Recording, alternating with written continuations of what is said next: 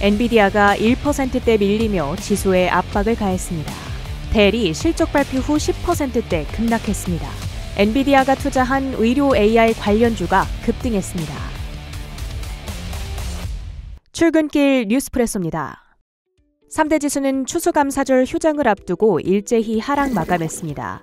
투자자들이 차익 실현에 나서며 기술주 중심의 매도세가 두드러졌습니다. S&P 500 지수가 0.4%, 나스닥 지수는 0.6% 하락입니다.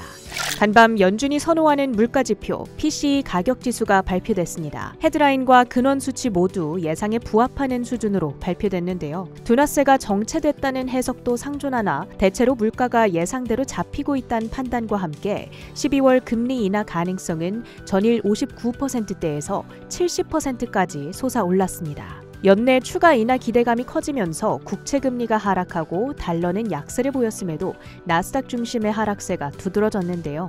델과 HP가 아쉬운 현분기 가이던스를 발표하며 모두 10% 이상 급락한 영향입니다. 특히 이들의 실적 발표에서 기업들의 IT 지출이 축소되고 있다는 언급이 나온 점이 반도체와 소프트웨어 업종의 매도 심리를 자극했습니다. 오라클과 세일즈포스 등의 소프트웨어 관련주들이 4% 안팎으로 하락한 한편 브로드컴, 마이크론 등은 3%대 급락했습니다. 반면 달러와 금리 하락이 중소형 종목군에는 긍정적으로 작용했는데요. 러셀 2000 지수는 장 후반 낙폭을 축소하며 강보합 전환에 성공했습니다. 의료와 AI의 기분 좋은 만남, 의료 AI 관련주들의 급등세가 눈에 띕니다. 지난 월요일 AI를 통한 대동맥 협착증 환자 식별법에 대한 연구를 시작했다는 소식에 템퍼스 AI가 7% 가까이 급등한 건데요. 이달 초 엠브리 제네틱스에 대한 인수 소식을 알리며 AI를 통해 유전적 암 발병 리스크 진단 기술을 강화할 거란 기대감까지 더해지고 있습니다. 이에 엔비디아가 투자한 신약 개발 플랫폼 회사 리커전 제약 역시 AI 접목 기대를 높이며 8.3% 올랐습니다. 비아디가 부품업체들에게 가격을 10% 인하해달라는 요청을 보냈습니다. 가격을 내려서 전기차를 파는 출혈 경쟁이 여전히 치열하다는 점을 시사하는데요. 테슬라의 주가가 1.6% 하락했습니다. 연말 쇼핑 시즌을 앞두고 몇몇 소매업체들이 강세를 보였습니다.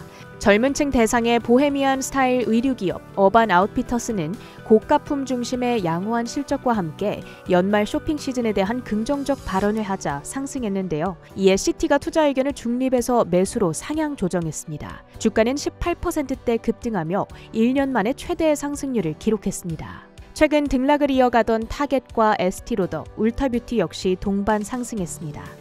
반면 백화점 체인인 노드스토롬은 양호한 실적을 발표했지만 10월 매출 추세가 눈에 띄게 줄고 있다 언급하자 8%대 급락했습니다.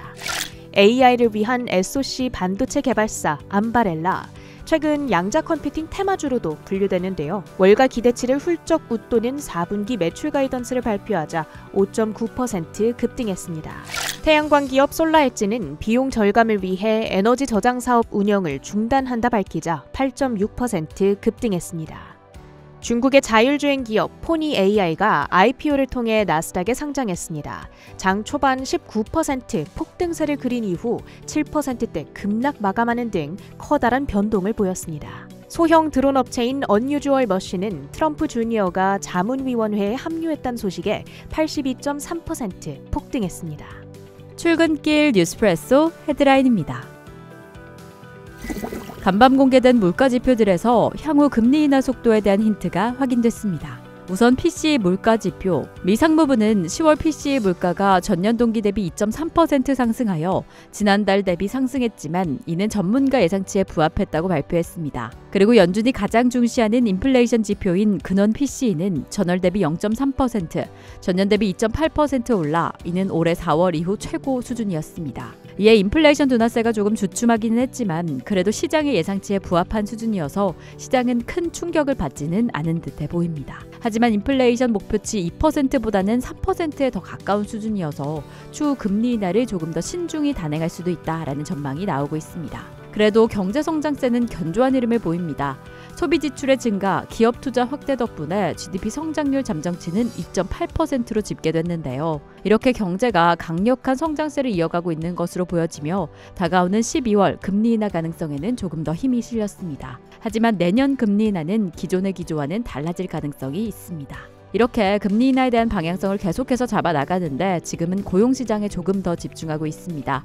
간밤 공개된 신규 실업수당 청구 건수는 전주 대비 그리고 예상치보다도 2,000건 적은 수준으로 4개월 만에 최저치를 공개했는데 이렇게 고용시장도 안정적인 수준을 유지하고 견조한 상태를 이어가고 있다라고 보여졌습니다. 오픈 AI는 직원들에게 우리 돈 2조 원 상당의 주식을 매각할 기회를 주겠다고 전했습니다. 그리고 이를 소프트뱅크가 공개 매수해서 지분을 확대할 전망인데요. 이 대상 주식에는 오픈 AI로부터 최소 2년 전에 양도 제한 조건부 주식을 받아 최소 그 기간 보유한 오픈 AI 전현직 직원들입니다.